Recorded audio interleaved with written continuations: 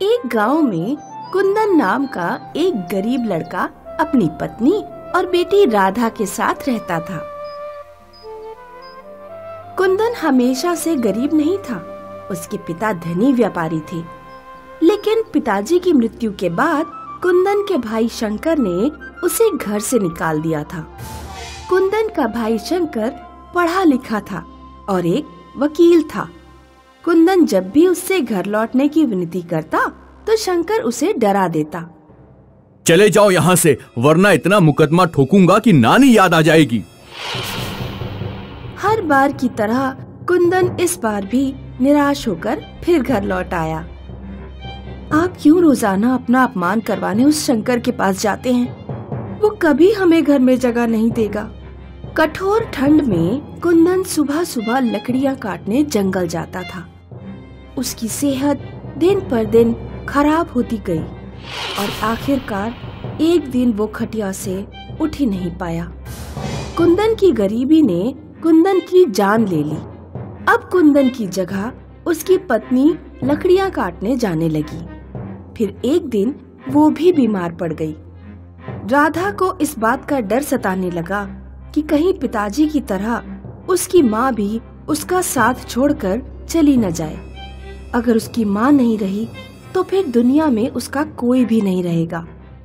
माँ, मैं आपको इस तरह मरते हुए नहीं देख सकती। मैं किसी वैद्य को बुलाकर लाती हूँ। बेटी, मेरी बीमारी का इलाज नहीं है। मुझे कोई नहीं बचा पाएगा। ऐसा मत बोलो माँ। अगर इच्छा शक्ति हो तो नामुमकिन भी मुमकिन किया जा सकता है। राधा वैद्य को ढूंढने निकलती है। उसे पेड़ के नीचे एक औरत तपस्या करते हुए मिली। माताजी, मेरी माँ को बचा लीजिए, वो बहुत बीमार है। मैं तेरी माँ को ठीक कर दूंगी, लेकिन तुझे मेरा एक काम करना होगा। मैं अपनी माँ की खातिर कुछ भी कर सकती हूँ। यहाँ से 70 कोस दूर एक गोभी का खेत है। उस खेत से एक गोभी का फूल तोड़कर मेरे पास ले आ। औरत राधा को एक नक्शा देती है। राधा नक्शा लेकर गोभी के फूल की खोज में निकल पड़ती है।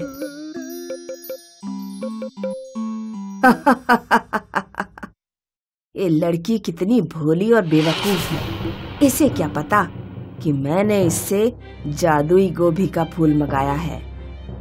उस फूल को खाकर मैं अमर हो जाऊंगी और इस लड़की को मिलेगा बाबा जी का ठुल्लू।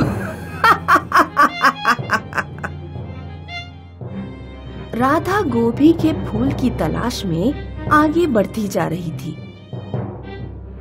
रास्ते में उसे एक भूखी बाघिन मिली।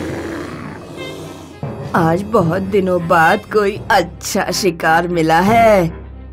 इस लड़की का मुलायम मांस खाकर मैं अपना पेट भरूंगी। राधा ने बाघिन से कहा, बाघिन बाघिन, मुझे मत खाओ।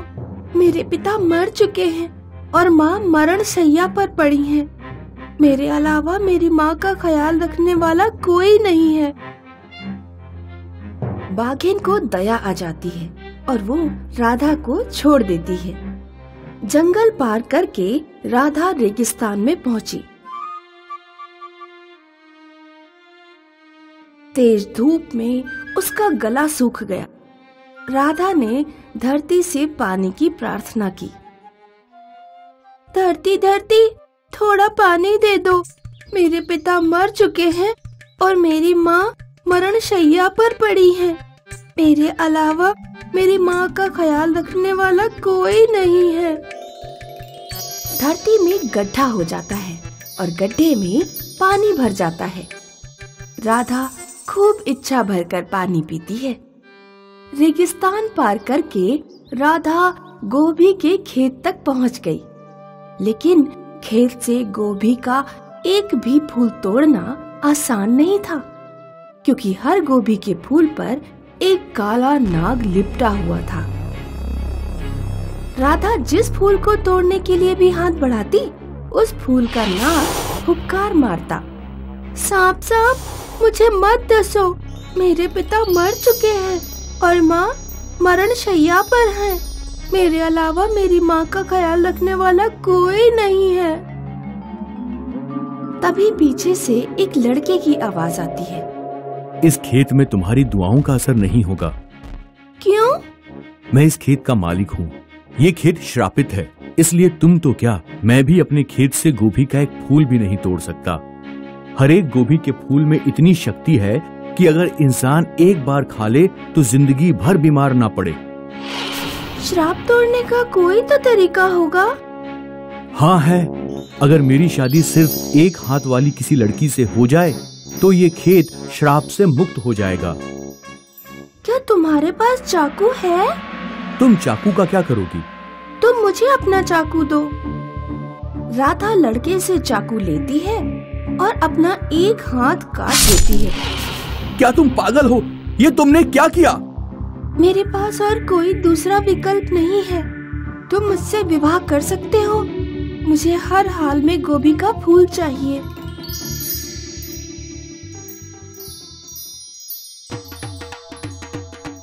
लड़का राधा से विवाह करता है और गोभी के फूलों पर लिपटे सभी नाग गायब हो जाते हैं।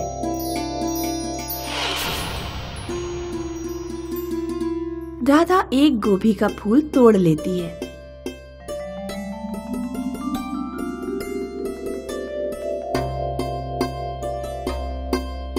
राधा और वो लड़का गोभी का फूल लेकर जंगल में बैठी औरत के पास पहुंचते हैं।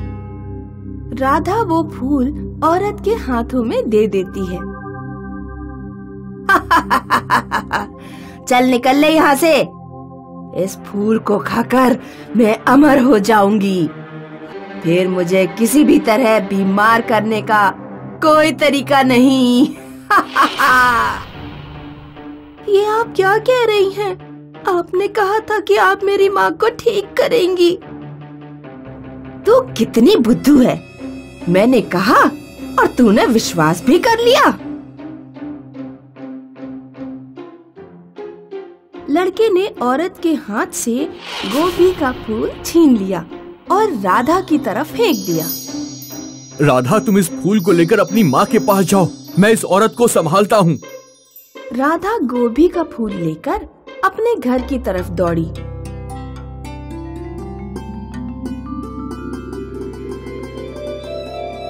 और उसने वो फूल अपनी माँ को खिला दिया। फूल खाते ही माँ एकदम स्वस्थ हो गई। फिर राधा अपनी माँ के साथ जंगल में पहुंची।